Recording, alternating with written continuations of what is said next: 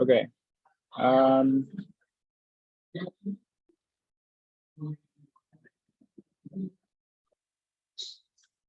So this paper is called Understanding Dataset Difficulty with V-Usable Information. I want to give like a short summary of what I think of this paper before we start and going into it. So I was originally attracted to this paper because I think it is a really interesting idea to measure the difficulty of a data set. And when they say V usable information, in this case, V is a model or a model class. So it's saying measuring the difficulty of a data set for a specific model type. And I actually think that's a super interesting and useful thing. For example, we get a lot of papers in machine learning where the authors, they test the model, their model, they basically say like, this is a new model for doing inference on graphs, and it's the best model so far. Here's how we do on different benchmarks. But in a lot of the cases, the model is really tuned towards a specific benchmark or a set of them.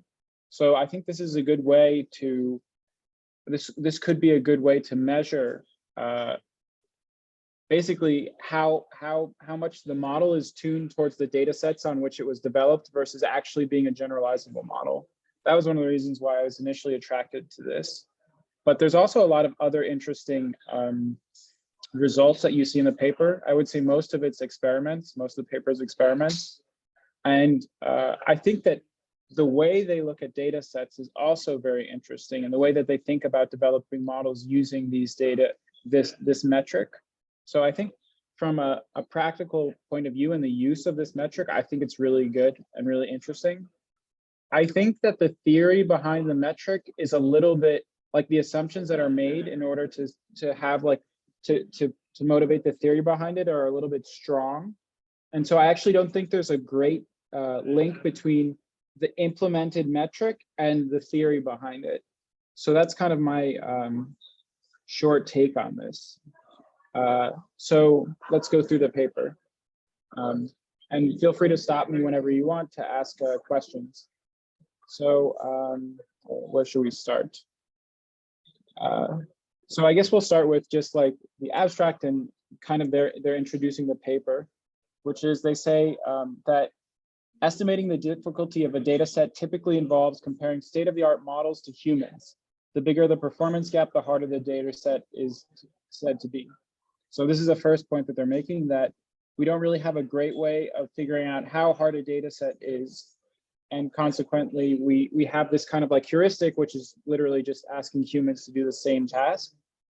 But it doesn't give us a lot of information about things like how difficult a specific instance is, or what elements that are like inputs to the model that we're comparing humans to are the ones that are the most important for performing inference. So their point is that they're suggesting a more, I guess what you could call like objective metric, in the sense that it doesn't require humans to compare, like to determine like data set difficulty for a model. And then it has a ton of different use cases, which are really good, which we'll go over later. I figure we'll just go over them as we go through the experiments, because the experiments are super comprehensive, in my opinion. One thing I will say from now is that it says understanding dataset difficulty with V-usable information in the title, but in the conclusion they actually say that this model that like that the results, they can only say that this metric is effective for NLP data sets, and all of the experiments are done in NLP.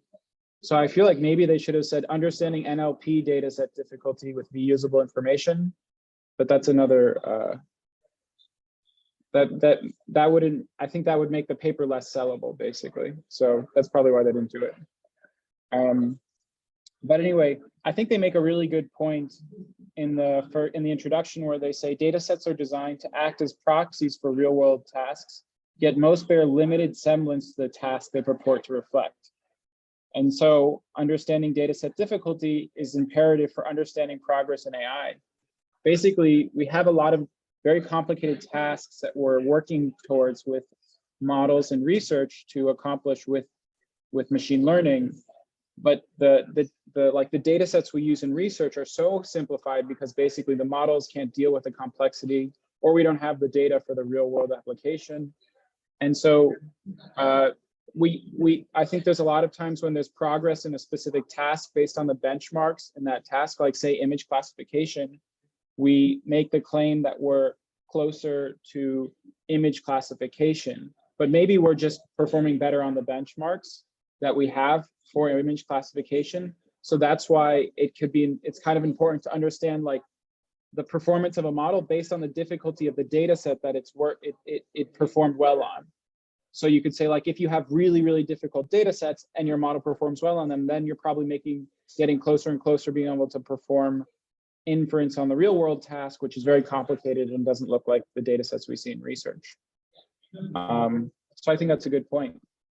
And so the next concept that they bring in is like the whole idea of this paper, which is they introduced this idea of V-usable information, but they kind of introduce it through the idea of Shannon mutual information, which is basically a measure of how much information one random variable gives about another.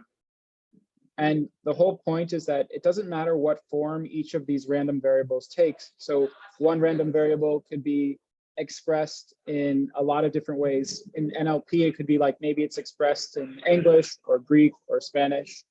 And that doesn't matter for calculating Shannon mutual information because it still contains the same information, even though it's written in a different way. And so no matter what form you get your data in, the Shannon mutual information between like X, your input, and Y, your output should be the same. But the whole point that they make is basically different models are better at interpreting like different types of data or data expressed in different ways. For example, maybe if you were using CNNs to decode text, maybe it's better to just show an image of the text. Probably not, but like, different models have different inductive biases that are based on being able to extract information from different types of structured data. So then they say like, well, here we have this metric, which we can use, which is called V-usable information, where V is your model class. And usable information is basically the amount of useful information that can be extracted from the data set in order to perform inference. So like how much useful information is extracted from X, where X is all the data points in the data set, to estimate Y. One quick question. What do you know what actually makes a model family? Is it like the size of the model as well, or is it because there's this pre-processing, which the paper suggests is an important bit? Would it also be considered part of the model, or? I don't think so. I think it assumes that the model, the input data comes in some form, and the output data comes in some form. And the model family is just the function space that can be expressed with the parameters of the model. Or okay, so it can be like a fixed size CNN or something like that. Yeah. That's my understanding. Let's see if we can go to the next. That's fair. Yeah, so my understanding, I was wondering, we'll go to the definitions later, but for example, they say V, it says given predictive family V in omega. They never define omega, but I'm assuming omega is like the space of functions. Maybe if there's someone who has a better background in math, they could they know that is omega usually used to describe the space of functions. I was wondering that. Yes, the space of functions is defined by omega equals that. Okay, so it's saying some subset of the space of functions is V. Thanks. It would be maybe interesting to correlate that with some other measures, like what's it called? I think VC dimension also, that essentially tells you how expressive a function is, right? It's a lot harder. It just feels a bit like a sort of cop out to just, we just call it V, and all the complexity of what it is sort of, brushed under the rug. Yeah, maybe we'll get an opportunity to talk about this because there's a there's a point that I want to talk about a little bit later related to some of the assumptions that they make about the function space and the learning method that you use. So I guess, let's see. Again, they have they point out the different use cases for the metric, but I actually would prefer to go through those in the experiments. So I'm not going to go through them now, but we will go through them afterwards. And I'd rather just go into the background, which means we can skip most of this. Let's see.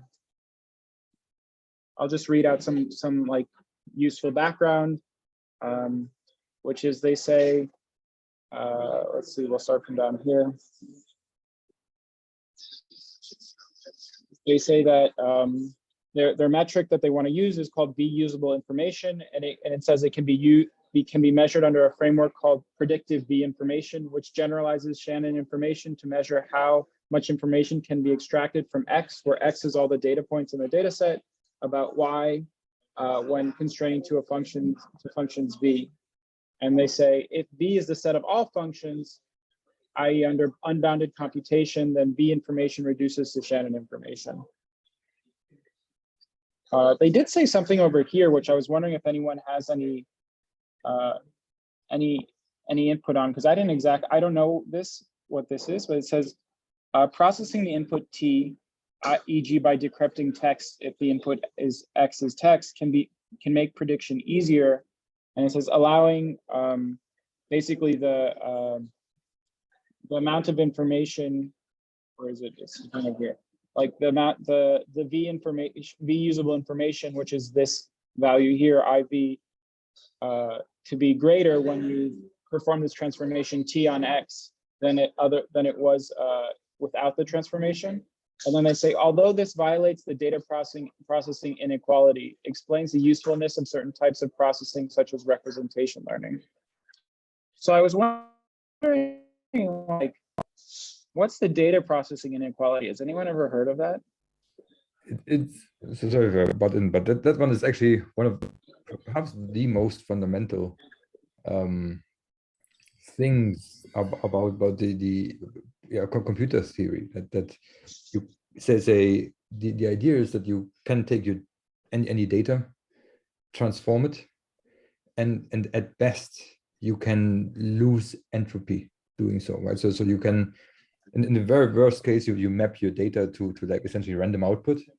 Mm-hmm. You lost something, right? So you can't possibly reconstruct the original data. The alternative is that you have like a perfect mapping, which is this for example, what a Shannon encoding probably would be doing. But what it says that any transformation that is essentially Markovian will reduce the information at best between input and output. And interestingly enough, that can also be framed in terms of physics, right? Because the world to some extent is a computer, right? We have a state and it just gets propagated over time.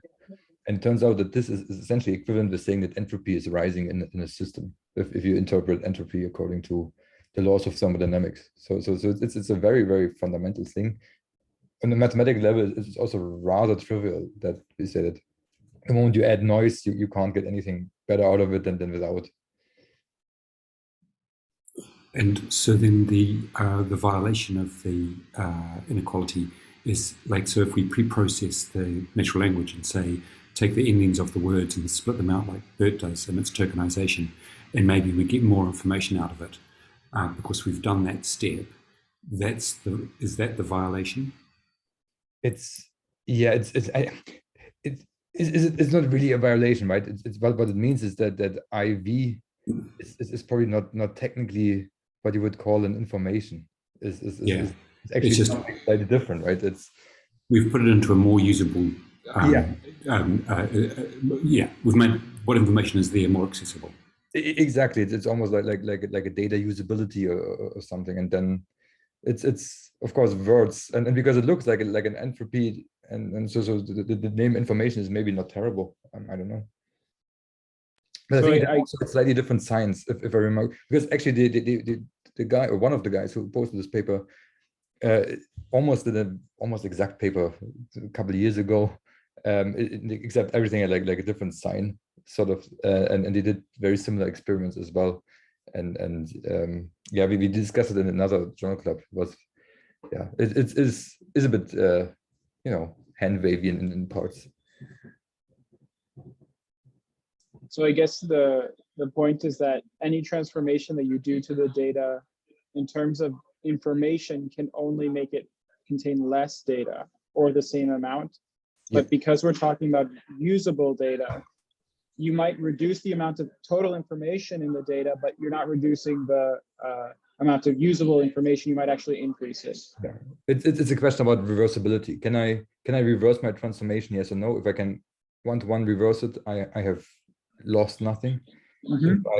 If I do a transformation that I can't, is not reversible, then I have increased the entropy essentially. Okay. Yeah, thank you. That's really helpful. And so, okay, cool. Let's move on to the definitions. So their definition is: let X and Y denote random variables with sample spaces X, mathcal X, mathcal Y, respectively. And then let this be the empty set that provides no information about Y. Given predictive family V, which is a subset of the total function space, the predictive V entropy is equation 1, where the predictive V entropy, if you read through it, what it's saying is that, so for every single point in your data set, or in your, basically in Y, in X and Y, instead of feeding the model X, you're feeding it an empty set, or so like no information at all. And you see what, like you calculate the expected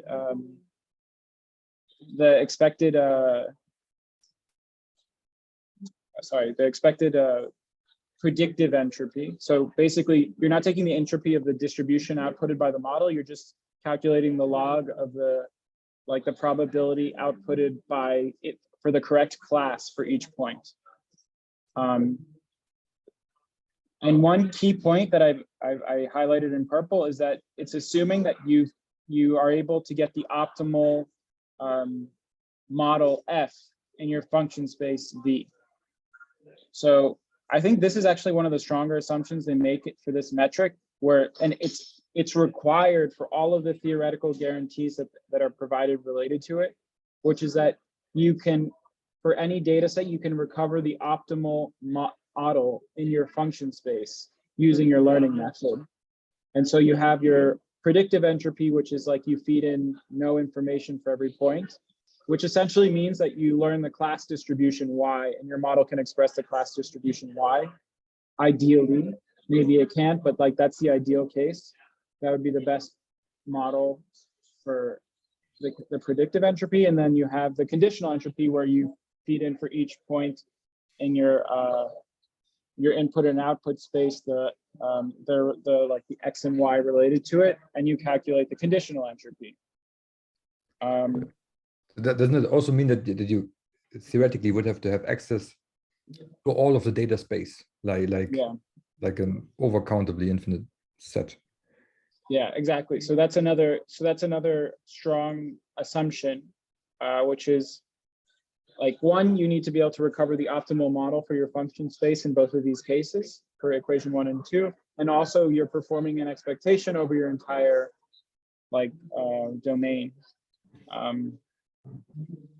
And so those are the two values, and the V usable information is the difference between the two, with the idea that over your entire function space, your model should be able to your model's predictive V entropy should be less than your model's, sorry, your model's conditional V entropy should be less than your model's predictive entropy. And the larger the difference, the larger the value. So the higher the V usable information in it. So just to go to this quickly, one key thing to note is it's basically saying, like, what this metric really is on a point-wise basis is it takes the frequency of a class, because this is all using, like, all of this math is thinking about it in a discrete case. I mean, it's probably trivial to make it continuous, but like, let's keep it discrete. It's taking in the data set the frequency of a class, what that frequency, the log of that frequency is your predictive V entropy for that point, minus the probability that's outputted by the model for the correct class. Does that make sense? Yeah. Yeah. Okay. Okay. And the other thing that they say for their like to make all the math works from a theory point of view is that it says although predictive family has a technical definition 3, most neural networks, provided they are fine-tuned without any frozen parameters, easily meet this definition. And so it's the technical definition, or the other assumption is that V is a subset of all possible mappings from X to a probability distribution over Y that satisfies optional ignorance. That for any P, so any probability distribution over Y in some range F of blah, blah, there exists this. So that my interpretation of that footnote is basically that that the function space V has to be able to express any output distribution of Y, where which, yeah, I think is trivially true as long as you have maybe like bias terms in your last layer. Yeah, cool. And then they bring up the point that Arvid it can differ from the true V information. And then in the paper that introduced V information, they say that where less complex function spaces and larger data sets yields tighter bounds. So there's some convergence guarantees that you can make based on the number of data points that you have about actually getting the true V usable information. Let's see. They talk about some of the nice properties of V information. And then they make the first point that I don't necessarily agree with, which is that, because they're really talking about like different deep learning models when they're talking about what function spaces we're looking at with V. They say training with the cross entropy loss finds the F in V, so the function in V that maximizes the log likelihood of Y given X. So I don't think you can make that claim. Maybe if you have infinite data, you can make that claim, but I don't think you can make that claim with a finite data set. And because we also, I don't even know with infinite data, but maybe I don't know enough about the theory behind deep learning, because I just think to myself, like, we're using local optimization methods so to optimize these models. So how can you know that you're going to get the global max, like the optimal model? Anyway. And then they say, they're just pointing out that, yeah. So couldn't you just add the model training procedure as part of the model family? It's like all the models that are, I don't know, 10 layers deep, 100 items wide, and not trained for more than 10 epochs. That would technically also classify as a model class, right? And actually, that's a good point. But what about the random initialization of the models, and that affects the, like? True. You could specify those too. But then I feel like your model space would only be like, what would your model space would be based on? What your seed? Like, how large would your model space be? Yes. If you have to, like, if you care about like initialization and then training method, and anyway. Precisely. That's why it makes it in practice quite hard to actually, two people technically to agree on how difficult a data set is, right? Because technically all of those arguably would only make small changes to the entropy or to the information, but it could very easily be said that one group in San Francisco finds a slightly different value than a group in Japan, and obviously one would be more correct than the others, but no one would know for sure which one of them would actually be correct, right? Yeah. So whether any, right? So you still don't know whether it's actually the maximum they would have found under whatever constraint they made here. yeah, I think this would have been one of the cases where it'd be like a really good question for the author. Maybe one day we'll have a paper where the author is here and we could ask questions like this, because they probably have like a good quick answer for this one. Yeah. So in the Q&A, someone said perhaps that it is assuming the information is all usable. I don't think that's the case here. That in the training procedure, they're assuming that all the information is all usable. And then another point was random initialization will affect phi or f, but it won't affect x. True. And then they go into some of the assumptions of their method, which are, one is that, obviously in practice, you're going to have a training set and a test set. And the training set that you use to find the optimal f, that one assumption is the training set that you use to find the optimal f and the test set are identically distributed, which is assumption I think we make generally. And in a lot of deep learning methods.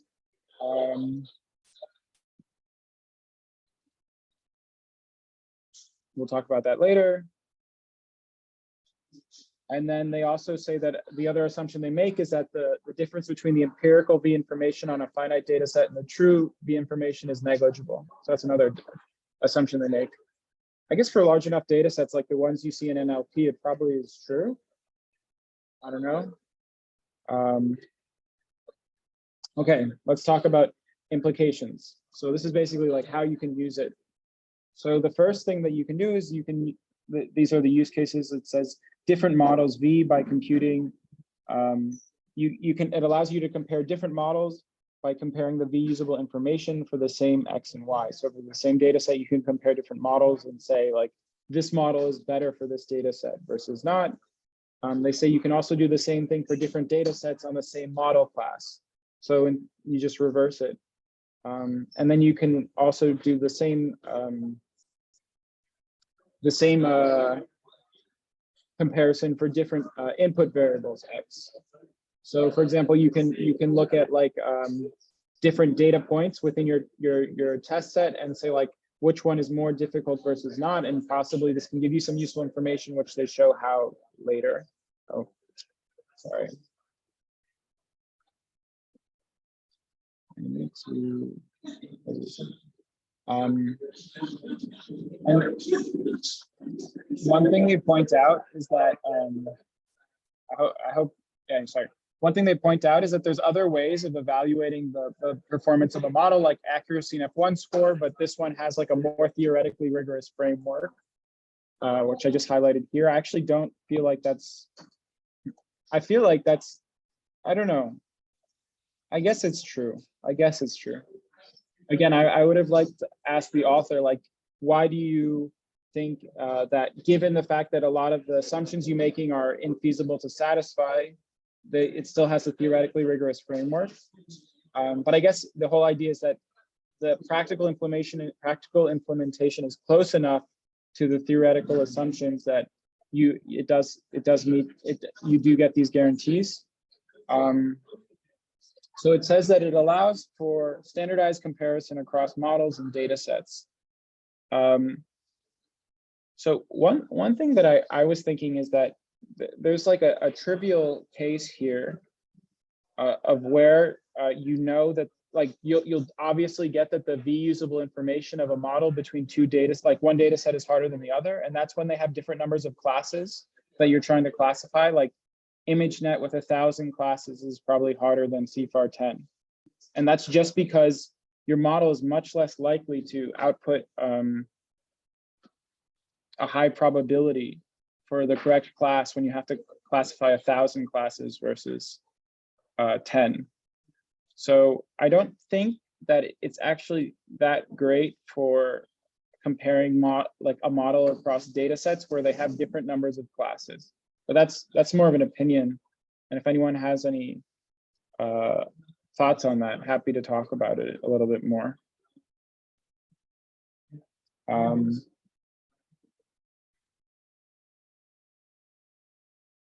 then the other thing, the other point they make that I wanted to talk about was that they say we wish to compare two predictive families, V and U, such that U is a subset of V. Assuming both families can model the label distribution, the task will at least as easy for the larger family. It'll be at least as easy for the larger family. That was another thing that I was thinking. I don't know if I agree with, because, and I wanted to ask a question about this. Before I do, I saw those. So one of the questions was, but then wouldn't the V space be different? Sorry, before we go into what I was talking about, I actually don't understand that question.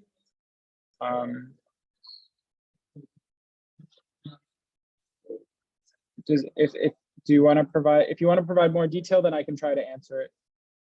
If not, then I'll keep going with what I was talking about. When you change the number of classes, you change the space of V functions.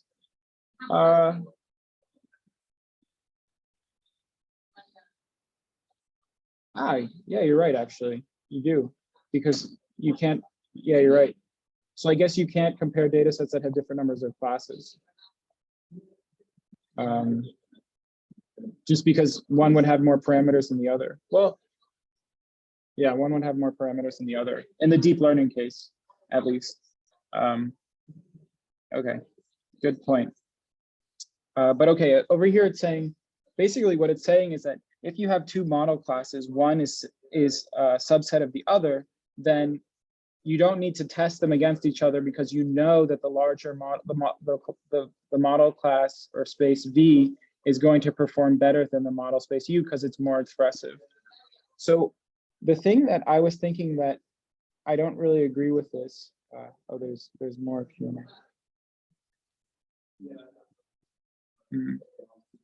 Is that the whole point of inductive, like I was thinking that CNNs are a subclass of fully connected networks. Like I'm pretty sure that you can express a convolution as a matrix multiplication on a point.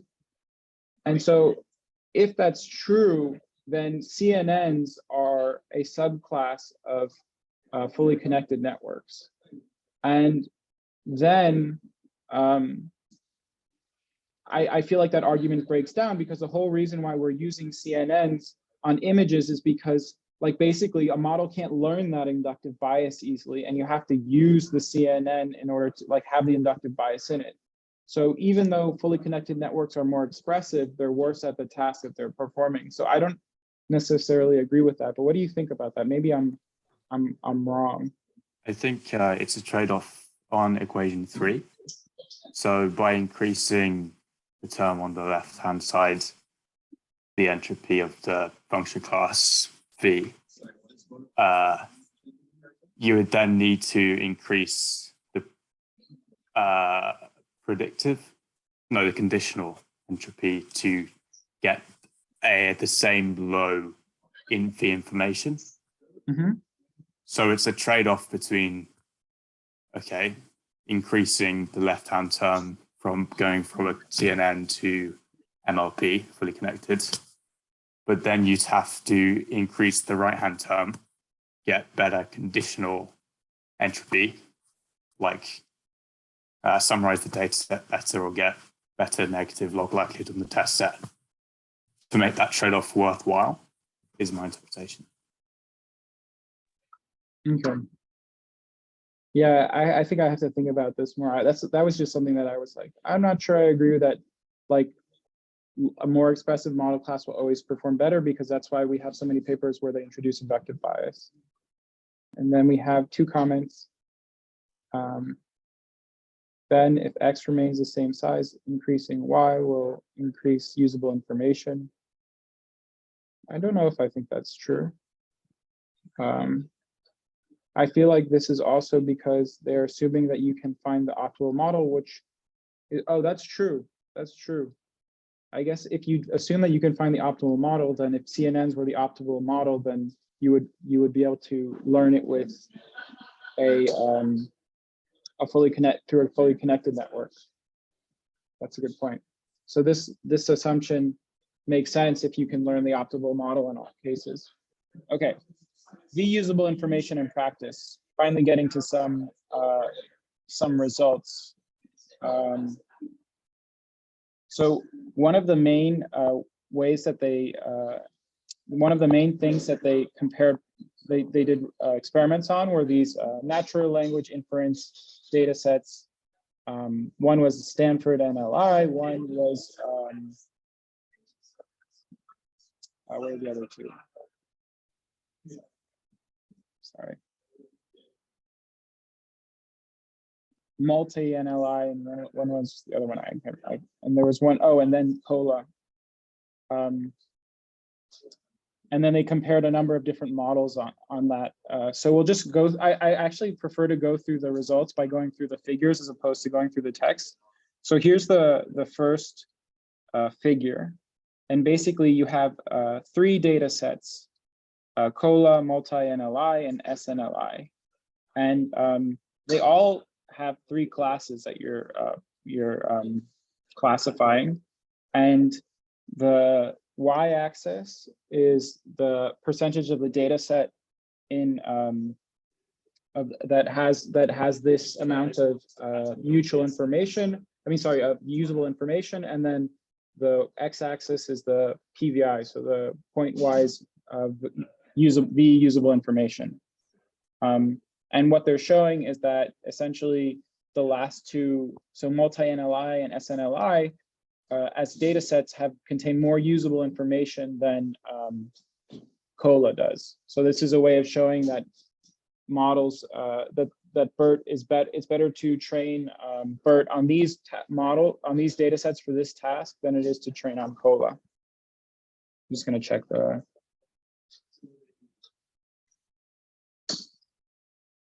So there's another question before we go to the next set of results, which is, what makes it necessary to train a predictive model on the data set? So when you have a null and then you have the yi to fit the label distribution, the output should just be, so the only reason why they do that, in my opinion, why they say you train a model is because there are some cases where you'll have a model space where you can't learn the label distribution. And then in that case, you can still compare that. Then you'd have to train your model to express that, then you have to find the optimal distribution it can learn that's not the label distribution. But I think in most practical cases, you just assume that the data set, the model you're using can learn the data distribution or the label distribution. And then you should just use the label distribution instead of training your model. So it's kind of like an example you'd never see in practice, but they're taking into account in the theory that they're using. Sorry. Okay. All right. So the second result that they have is that model performance tracks V information. So they show that in this figure over here, which is they're showing the V information on the test set, and then they're showing test accuracy. So they show that as the information goes down for these 4 models on this task, the test accuracy also goes down, not smoothly. And actually one point they make is that the information is better for showing overfitting, because the fact that the test accuracy doesn't go down, but the V information goes down, means that the confidence of the predicted class in the test set is going down, but it's still the highest probability in the output distribution.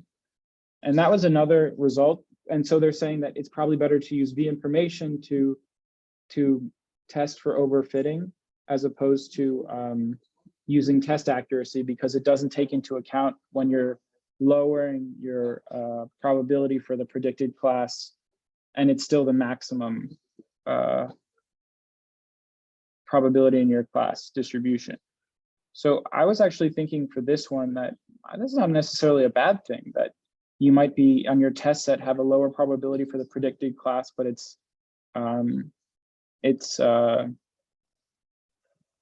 still the highest probability predicted class, because I guess if you wanted to use your model output for uncertainty estimation, that just kind of suggests that maybe it's better calibrated. But I guess it depends on the use case. So that's a point they make. That doesn't also yeah. mean that if I train my model to have any utility that is not perfectly class neutral, like, for example, I'm more concerned about finding all cases of a particular class, that then this whole framework also wouldn't work anymore, right? Mm. Yeah, okay, of course, yeah.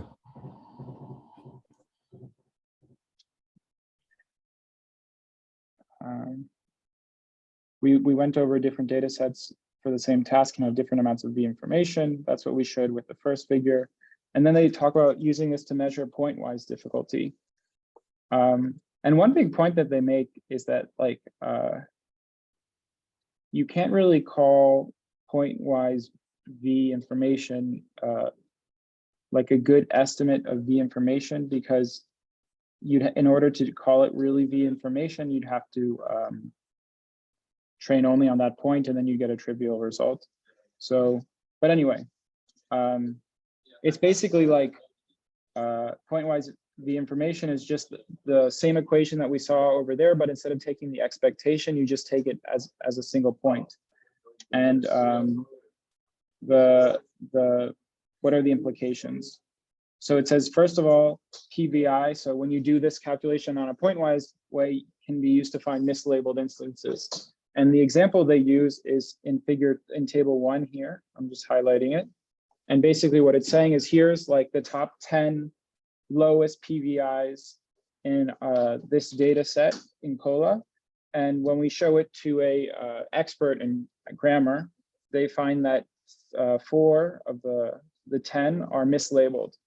So you can use it for mislabeling. I think that's a little bit, I mean, yes, they did find mislabeled points. That's good. But I mean, I don't know. There's an element to a lot of these results where I think that you have to know what you're searching for in order to use this metric. And if you don't know what you're searching for, then you won't like automatically discover these things. And then it says that the PVI threshold at predictions becomes incorrect. Becomes incorrect. Sorry, the PVI threshold at which predictions become incorrect is similar across data sets. So that is here in figure 3. The point that they're making is that, so if you look, these dotted lines are meant to be a threshold of PVI, and it's below this point, you're going to have most of your points are incorrectly classified, and above this point, they're correctly classified. And they're saying it's around 0.5. Again, I feel like this is a little bit of a result that I think it is encouraging that there's it seems across them that there is a threshold after which most of the points are correctly classified. But I don't feel like you could say that there's like a consistent threshold. It seems like it's different for each one. I don't know how you guys feel about this, but they say it's around 0.5. 0.5 is like here. It doesn't seem like it's exactly that close. But anyway, maybe I'm just being pedantic about that result. And then PVI estimates are highly consistent across models, training, epochs, and random initializations. So you have to look into the appendix for this result.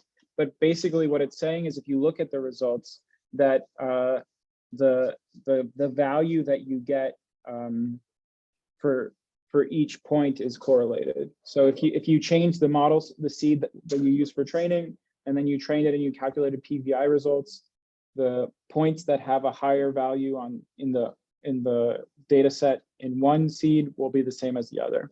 That's good. It shows that this result is consistent across like hyperparameters of the model, of model tuning. And then it's talking about uncovering dataset artifacts. And we'll just go through a couple of them. So the point is that you can use PVI in order to figure out whether there's biases in your data or the model is paying attention to things that, or not paying attention to the things that are important for what that you assume are important for inference. So for example, there's a data set, SNLI, where you determine like the sentiment in a text. Oh no, sorry, you're determining agreement in the text. My bad. So the input is a hypothesis and then a premise. Sorry, a premise and then a hypothesis, and you're saying, does the hypothesis agree with the premise? And you can have entailment, neutral, or contradiction. So entailment means that it agrees, and neutral means, I guess, either not sure or that it's unrelated, and then contradiction means it doesn't agree. And so you can see the V information for the original, in the original case. So this is when you're getting the data as it was given, like as it is given in the data set. And then the point that they show is that if you shuffle the words and the premise and the hypothesis like randomly, and you do the same calculation, that the results are almost the same. And the point they're making is that that means that really what the model is doing is picking out words in the hypothesis and the premise and comparing them in order to figure out what the whether they agree or not. And consequently, like, it's not really understanding what's being described in the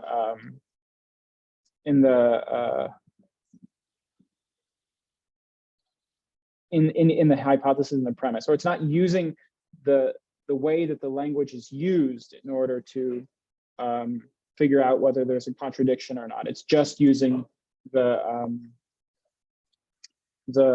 words that are there. And then the other result that they have is that for hate speech detection, it seems like the model is, and you can see this over here. Basically, for hate speech detection, the model has like is highly biased towards 50 or so words in terms of like deciding whether the whether there's hate, whether a description is hate speech or not. In both these cases, I feel like, again, you kind of have to know what you're looking for in order to use this metric. But I guess it's useful if you know what you're looking for and you just want to test whether this is the case or not. So if you're like, I wonder if this attribute of the data is important, you could use this metric to see how much the model is paying attention to that attribute of the data or not. And just to follow up on what we were talking about. Okay. This is kind of hard to explain. Oh, yeah, we'll just go through it because it's hard to explain otherwise. Okay, slicing the data.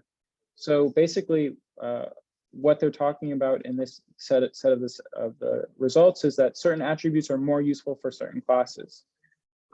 So taking that same SNLI data set where you say entailment, that the premise matches a hypothesis, neutral, they're not related, or contradiction when they don't match. One thing that they show is that this is the number of 0 to 1, 1 to 5. These are the number of the same words that are in the premise and the hypothesis. And for example, for entailment, you get a much worse average PVI for hypotheses and premises that don't have many overlapping words. So basically, what that suggests is that, especially for classifying whether they are the same as each other, whether the premise and the hypothesis are the same, it's really important for them to have the same words in it, and that's what they're using in order to determine whether they're the same or not, or whether they agree with each other. we don't have a ton of time and there's just like so many results. So I just want to see if there's maybe like one or two other things I want to say. And then we'll just open it up for discussion, because I feel like there's so many results here and I'm just like blasting you guys with results. One cool result that I think that they have shown is that basically there's a form of English called African American Vernacular English. And this hate speech detection data set, DWMW, there's a lot of cases where there's a sentence being said in African American vernacular English instead of being said in another form of English. And they're classified as like hate speech or offensive, when in reality, they're just the way that things are expressed in this form of English. And they're able to detect this with their metric. And they say like the fact that African American vernacular English terms are marked as offensive supports previous findings by that hate speech detection data sets may themselves be biased. So it's cool that they're able to figure that out.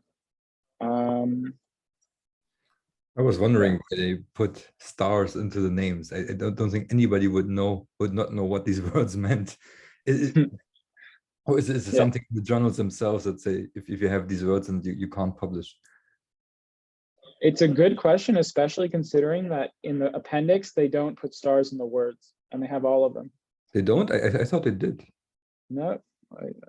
In G. Right here. Oh, yeah. Oh. Yeah.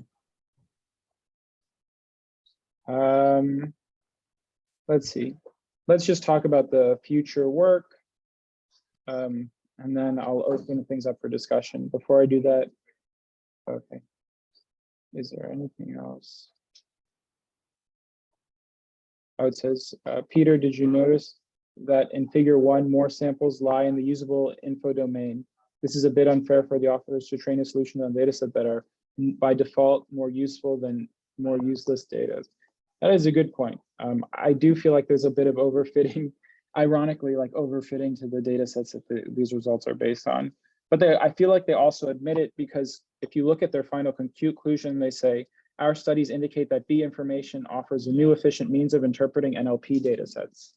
So at least they're saying like, this is really for NLP, as opposed to saying it's for all data sets, like the title suggests. So the future work that they're looking into is understanding how changes to the data distribution change the difficulty of individual examples. I think that is a really interesting use case, because I think in real world situations, you often have your data set change, maybe by getting more data from your clients. So that would be useful. It says extending V information to open-ended text generation, which does not induce explicit distributions over the output space. This may require truncating the output space. So I could also see that would also be useful, because I think it would, it basically opens it up for use in generative models. And then it says applying the information to estimate data set difficulty in other modalities. Yeah, again, I think a part of the reason why this is so useful is because there's a lot of elements of NLP tasks that are automatically interpretable. Like, for example, you can take tokens and you know what they mean because you know what the word means, but it's harder to do that in with images or audio. Like, you can't take a snippet of the audio easily and figure out like, what it means and then perform this type of analysis off of it. But anyway, just to summarize before I open up for questions, I think I was a bit harsh on this paper, but the ways that they look at the data that they're working with and the types of conclusions that they're able to come to, I think is really powerful. And having like a more fine-grained look at your data like this, I think is something that I don't know how often it's done in general, but I do think it's a very valuable way of looking at your data, because basically it allows you to come to a lot of conclusions about where your model is performing poorly or not, or whether it's behaving the way you want it to or not. And often I feel like in most papers that we see, they just say, well, it performed better on this benchmark, so it's a better model. So this is where this type of analysis, it can help you point to why it's better or whether it actually is. So anyway, open it up for questions or comments now. I have a question. I might have missed this, but so why is this metric exclusively for NLP datasets? I don't think it's exclusively for NLP datasets. You could use it anywhere. I think that, yeah, anywhere where I think where Y is categorical, but I'm not sure if that's even required. Must be classification, I think. Yeah. In regression problems, you would have issues with like talking about what actually is the entropy then on the output, right? Yeah. Okay. Yeah, so I guess it was just a case of them using NLP datasets. Yeah. Limited to that. Okay. Yeah.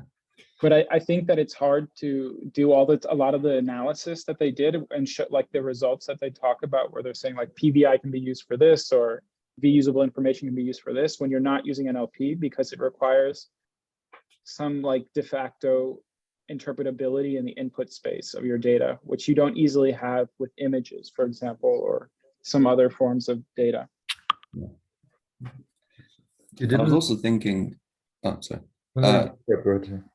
I was also thinking if the V usable information is infinity, does that or like very large, tending to infinity, does that mean the distribution over the data tends to the distribution over the labels? So it can't be infinity. The upper bound is oh, is there an upper bound? Maybe I missed it. Yeah, there's an upper bound because I guess if yeah, it's logged actually, in no. classes, right? Yeah. So if the entropy is not reduced at all, then it's log n minus log n, so 0. And I guess the only case where you could have like an infinite you could have an infinite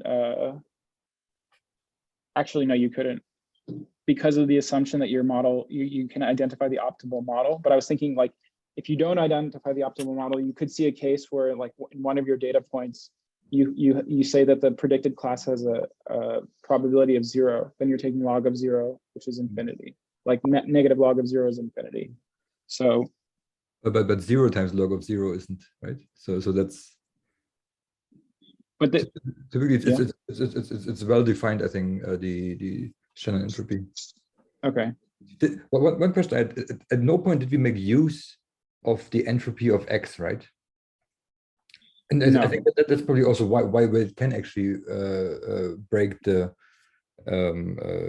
data processing inequality, right? Because typically in entropy you would in information you would try to relate the entropy of of Y to the entropy of X, but here we actually never make use of that. We just say what is Y before and what is Y after using a model. So that's why X can actually be pretty much any data, right? I would.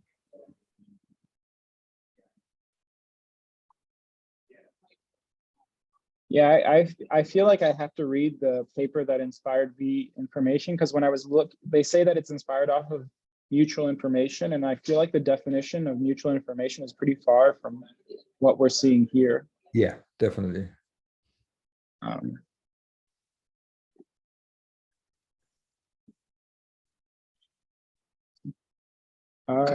Cool. I think we're a little bit over time, so I'm gonna stop sharing and stop recording.